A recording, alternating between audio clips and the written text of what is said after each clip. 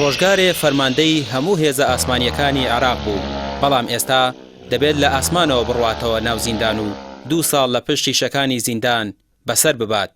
ئەمە چیرۆکی فەریق ئەنوەر حەمەئەمینە کە ڕۆژی دووشەممە 16 ئاب دادگای تاوانەکانی بەری کەرخی بەغدا سزای 2 ساڵ زیندانی بەسەردا سەپاند و بڕیاریشیدا لە ڕۆژی دەرچوونی سزاکەیەوە جێبەجێ بکرێت. نفتخر بتخرج هذه الكوكبة من سواء من الطيارين.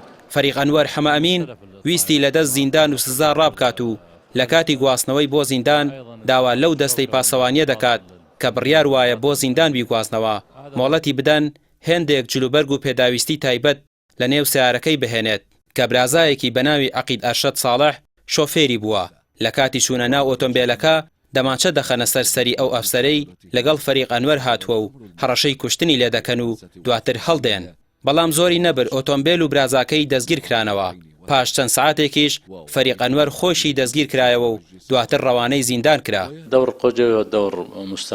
سەبارەت بە بابەتەکە فەریق ئەنوەر ڕوونکردنەوەیەکی بڵاو کردوتەوە و ڕەتی دەکاتەوە کە هەوڵی هەڵاتنی دابێت، بەڵکو دەڵێت لە کاتی گواستنەوەی بۆ بنکەی پۆلیس دەنگەدەنگ و ئالۆزی دروست بووە. ئەوانیش ناچار شوێنەکەیان جێهێشتووە و خۆیان بە تەکسی چوون بۆ بنکەی پۆلیسی ساڵحیە و خۆی ڕادەست کردووە. دەستەی دەستپاکی فیدراڵی وردەکاری بڕیاری سزادانی ئەنوەر حەمەئەمین فەرماندەی پێشووی گشتی هێزە ئاسمانیەکانی عێراقی ئاشکرا کرد و دەڵێت ئەو سزایە بەهۆی سەرپێچی لە گرێبەستێکی تایبەت بەوە بەرهێنان لە زەویەکی دیاریکراوی یانەی وەرزشی قووەجەویە دراوە. دەستەی دەستپاکی باسی لەوەش کردووە بڕیارەکە بەپێی بڕگەکانی مادەی 340 لە یاسای سزادان دەرکراوە. کەسی تاوانبار کە بەڕێوەبەری پێشووی کارگێڕی یانەکە بووە لەگەڵ 2 کۆمپانیای تایبەت بە مەبەستی وەبەرهێنان لە زەویەکەدا کە وەزارەتی دارایی تەرخانی کردبوو بۆ یانەی قووەجەویە گرێبەستی کردووە.